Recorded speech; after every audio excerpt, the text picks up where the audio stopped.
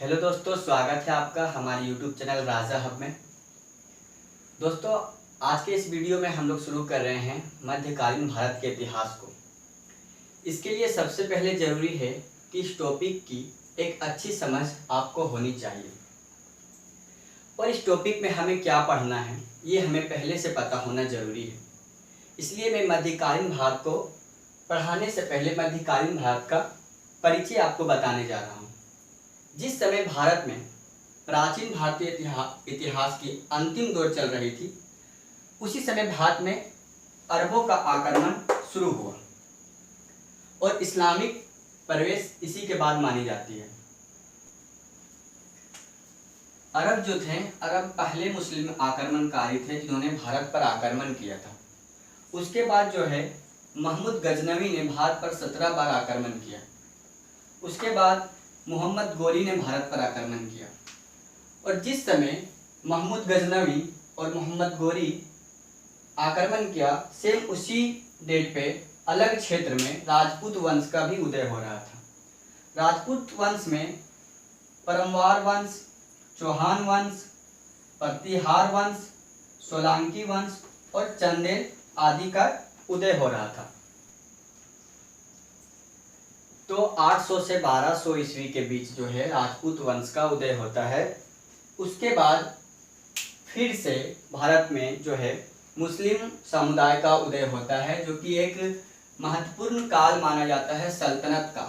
सल्तनत काल जो है भारत में बहुत ही इम्पोर्टेंट है, जिसमें सबसे पहले हम लोग देखेंगे गुलाम वंश को। गुलाम वंश जो है वह इसका संस्थापक कुतुबुद्दीन ऐबक होता है, लेकिन इसका वास्तविक संस्थापक जो होता है इल्तुतमिश होता है। उसके बाद गुलाम वंश के बाद खिलजी वंश को देखेंगे और खिलजी वंश के बाद तुगलक वंश, तुगलक वंश के बाद सैयद वंश और सैयद वंश के बाद लोदी वंश। तो सल्तनत काल को हम लोग एक एक वीडियो में एक एक करके देखेंगे, जो कि आपको अच्छे से समझ में भी आएगा। तो जिस समय उत्तर भारत में सल्तनत काल का दौर चल रहा था, ठीक उसी समय दक्षिण भारत में विजयनगर और बहमनी साम्राज्य का भी दौर चल रहा था। विजयनगर साम्राज्य को भी हम लोग जो है वीडियो के माध्यम से अच्छे से समझेंगे। तो जिस समय सल्तनत काल जो है, सल्तनत काल का जो दौर था वह समाप्ति के क्रम में था और मुगल वंश की शुरुआत हो रही थी, उसी समय भारत में भक्ति और सूफी आंदोलन हुआ। तो भक्ति एवं सूफी आंदोलन को भी हम लोग अच्छे से समझेंगे, इससे भी एग्जाम में क्वेश्चन पूछे जाते हैं।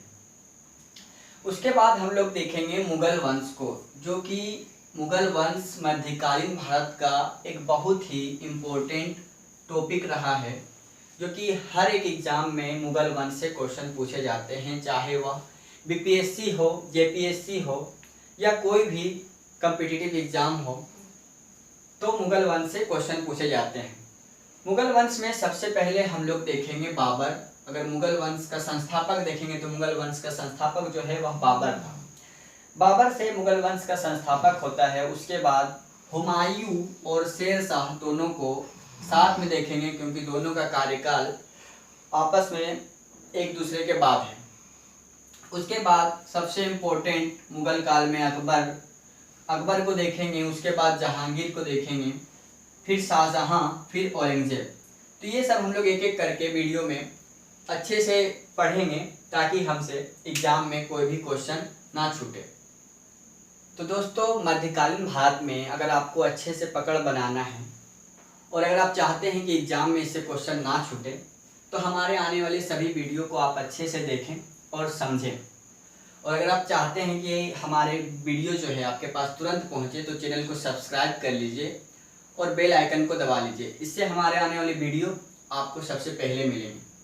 तो दोस्तों, मिलते हैं अगले वीडियो में, जो कि भारत पर अरबों के आक्रमण से शुरू होगा, मध्यकालीन भारत का सबसे पहला चैप्टर।